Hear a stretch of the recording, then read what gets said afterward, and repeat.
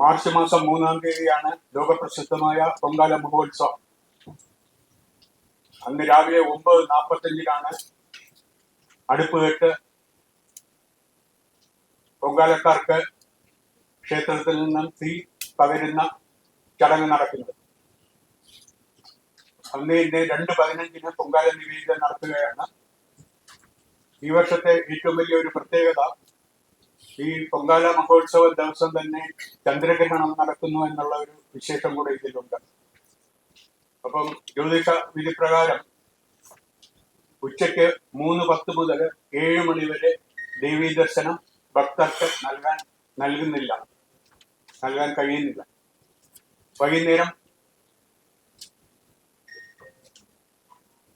7 മണിക്ക് നട തുറക്കുന്നതാണ്. അതിനുശേഷം 8 മണിക്ക് ചൂരൽകുത്ത് തുടങ്ങുന്നു. അതിനുശേഷം 11 മണിയോടുകൂടി ആറ്റുകാലമ്മ പ്രൊസഷൻ ആരംഭിക്കുകയാണ്. ഇതിലേക്ക് വേണ്ടിയുള്ള എല്ലാ ക്രമീകരണങ്ങളും കഴിഞ്ഞ 3 മാസമായിട്ട് ട്രസ്റ്റും നടത്തിക്കൊണ്ടിരിക്കുകയാണ്.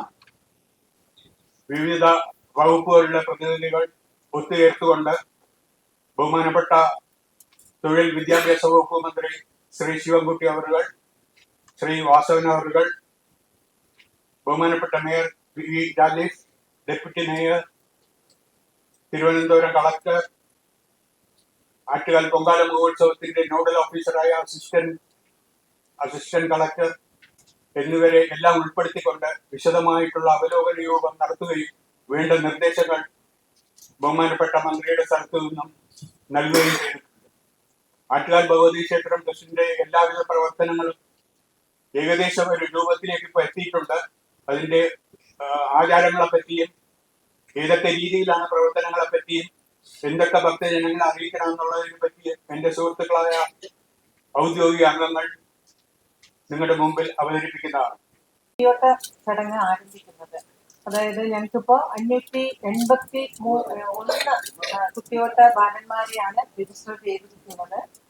അവരുടെ പല വർഷങ്ങളിൽ നിന്ന് വ്യത്യസ്തമായി ഇപ്പോൾ 2 വർഷത്തിനുള്ളില് പാരന്റ്സിന്റെ മീറ്റിംഗ് ഉത്സവം തുടങ്ങുന്നതിന് മുമ്പെയാണ് ഞങ്ങൾ പാരന്റ്സുമായിട്ട് സംസാരിക്കുന്നത്.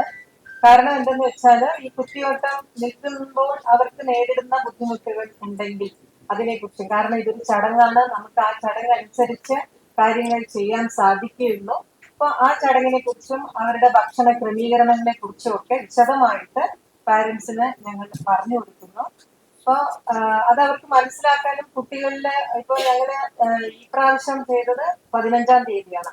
25-ാം തീയതിയാണ് കുട്ടികൾ ക്ഷേത്രത്തിൽ വരുന്നത്. അപ്പൊ ഒരു 10 ദിവസം അവർക്ക് കുട്ടികൾക്ക് ഈ കാര്യങ്ങളൊക്കെ പറഞ്ഞ് അവരെ ഒരു അവബോധം സൃഷ്ടിക്കാൻ സാധിക്കും. കുട്ടികൾക്കും അതിനെക്കുറിച്ച് ഒരു അറിവുണ്ടാവും. ഈ മീറ്റിങ്ങിൽ കുട്ടികളും വരാറുണ്ട്. അവര് വളരെ ഇതൊക്കെ ശ്രദ്ധിച്ചിരുന്ന് കേൾക്കുന്നുണ്ട്. അപ്പൊ അങ്ങനെ ഓരോ വർഷവും ഈ പറഞ്ഞതുപോലെ ഓരോ ചടങ്ങും അല്ലെങ്കിൽ ഓരോ രീതികളും ഒക്കെ വളരെ നല്ല രീതിയിൽ അച്ചടക്കത്തോടുകൂടി ചെയ്യുന്നതിന് വേണ്ടി ട്രസ്റ്റ് വളരെ അധികം പ്രയത്നിക്കുന്നുണ്ട്.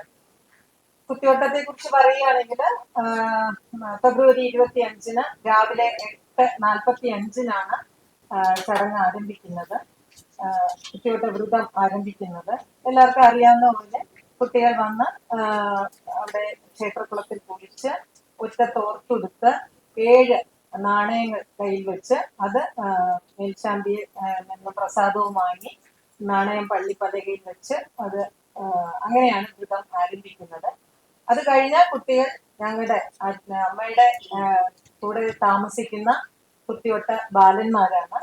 7 ദിവസം ക്ഷേത്രത്തിൽ താമസിച്ച് ക്ഷേത്രത്തിലെ ചടങ്ങുകൾ പങ്കെടുത്ത് ഭക്ഷണ ക്രമീകരണങ്ങളോടുകൂടി 1008 നമസ്കാരങ്ങൾ പൂർത്തിയാക്കി കുട്ടികൾ 9-ാം ഉത്സവ ദിവസം, അതായത് പൊങ്കാല ദിവസം ഒരുങ്ങി ബാലന്മാരെല്ലാം വളരെ നല്ല രീതിയിലുള്ള വസ്ത്രധാരണമൊക്കെ നടത്തി ദേവിക്ക് മുമ്പ് ഒരു ശാസ്താ ക്ഷേത്രത്തിലേക്ക് പോവുകയാണ്. അപ്പൊ അത് മാർച്ച് 25 കുത്തിയോട്ടം. പിന്നെ മാർച്ച് 3 പൊങ്കാല. എല്ലാവർക്കും അറിയാവുന്നവരുടെ പറഞ്ഞു കഴിഞ്ഞു. പൊങ്കാല ദിവസത്തെ ഒരു പ്രത്യേകത എന്ന് വെച്ചാലും അതും പറഞ്ഞു, ചന്ദ്രഗ്രഹണം.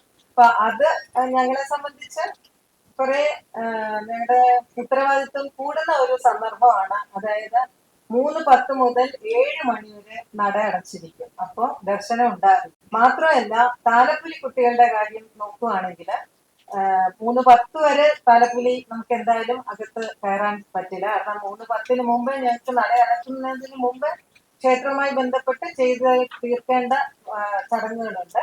അതുകൊണ്ട് 1:30 മുമ്പ് തന്നെ താലപ്പൊലി കുട്ടികൾ ക്ഷേത്രത്തിൽ എത്തിച്ചേരണമെന്ന് ഞങ്ങൾ എല്ലാ മീഡിയയിലും, പത്രവും ദൃശ്യവും എല്ലാ മീഡിയയിലും കിട്ടുന്ന സന്ദർഭങ്ങളിലൊക്കെ കൃത്യമായിട്ട് പറഞ്ഞിട്ടുണ്ട്. അത് ഇനിയും നിങ്ങളുടെ സഹകരണത്തോടു കൂടി കേരളം ഒട്ടുക്കും അറിയണം. കാരണം കുട്ടികൾ വരുന്ന ബുദ്ധിമുട്ട് നിങ്ങൾക്ക് ഏവർക്കും മനസ്സിലാവും. കാരണം ക്ഷേത്രം അടച്ചിരിക്കും.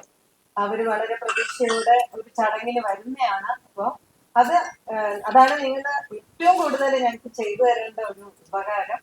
അത് എല്ലായിടത്തും എത്തിക്കുക എന്നുള്ളത്. അതാണ് ഈ ചെയ്തു തന്നെ പറയണം. അത് കഴിഞ്ഞാൽ പിന്നെ 7 മണിക്ക് നട തുറന്നു കഴിഞ്ഞാൽ 8:30 ചൂരൽകുത്ത് ചടങ്ങ് തുടങ്ങും. അതിനു മുമ്പേ ഈ പറഞ്ഞ പോലെ ക്ഷേത്രത്തിൻ്റെതായ ചില ചടങ്ങുകൾ തീർക്കേണ്ടതായിട്ടുണ്ട്. അപ്പൊ അതിനും ആ സമയത്തും എന്തായാലും താലപ്പൊലിയോ മറ്റൊന്നും നടക്കില്ല. അപ്പൊ ഈ ഒരു കാര്യം താലപ്പൊലി കുട്ടികളെയാണ് ഞങ്ങൾ കൂടുതൽ ഹൈലൈറ്റ് ചെയ്യുന്നത്. കാരണം 1:30 മുമ്പേ 2:15 നിവേദ്യമെങ്കിലും ഈ താലപ്പൊലി 1:30 മുമ്പേ ക്ഷേത്രത്തിലെത്തി ദേവിയെ തൊഴുതു പോകണം എന്നുള്ള ഒരു അഭ്യർത്ഥന ഞങ്ങളുടെ ട്രസ്റ്റിന്റെ ഭാഗത്തു നിന്ന് എല്ലാ ഭക്തജനങ്ങൾക്കും നൽകണം. ഈ മാർച്ച് 3-ന് പൊങ്കാല കഴിഞ്ഞാൽ ശരിക്കും പറഞ്ഞാൽ ദൂരദേശത്ത് നിന്ന് പൊങ്കാലയ്ക്ക് വരുന്നവർ പോയി കഴിഞ്ഞാൽ അത് അവരെ സംബന്ധിച്ച് ചടങ്ങുകളൊക്കെ കഴിഞ്ഞു. പക്ഷെ ഞങ്ങളെ സംബന്ധിച്ച് വീണ്ടും വളരെ അധികം ചടങ്ങുകൾ ഉണ്ട്. കുത്തിയോട്ട ചൂരൽകുത്ത് ചടങ്ങുണ്ട്.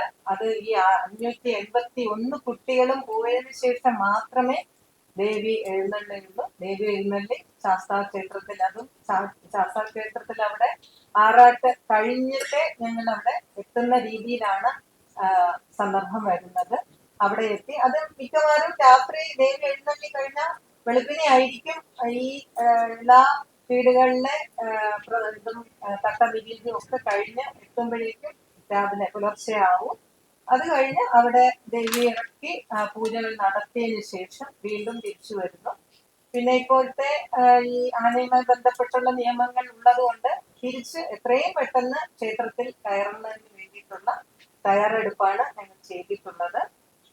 അതിനു വേണ്ടിയിട്ട് അവിടുത്തെ ഈ ഏരിയയുമായി ബന്ധപ്പെട്ട റെസിഡൻസ് അസോസിയേഷനുകളുമായി ഞങ്ങൾ മീറ്റിംഗിൽ നടത്തിയിട്ടുണ്ട്. പെട്ടെന്ന് തിരിച്ചു വരുന്നതിനും ഒക്കെ ആയിട്ട് അവരുടെ സഹകരണം വലിയ ഒരു കാര്യം തന്നെയാണ്. അപ്പൊ ദേവി തിരിച്ച് 4-ാം തീയതി തിരിച്ചെത്തിക്കഴിഞ്ഞാൽ പിന്നെ ബാക്കി ദേവിയുടെ ചടങ്ങുകളൊക്കെ കഴിഞ്ഞ് പിന്നെ കുത്തിയോട്ട കുട്ടികളുടെ ചൂരൽ ഇളക്കുന്ന ചടങ്ങാണ്.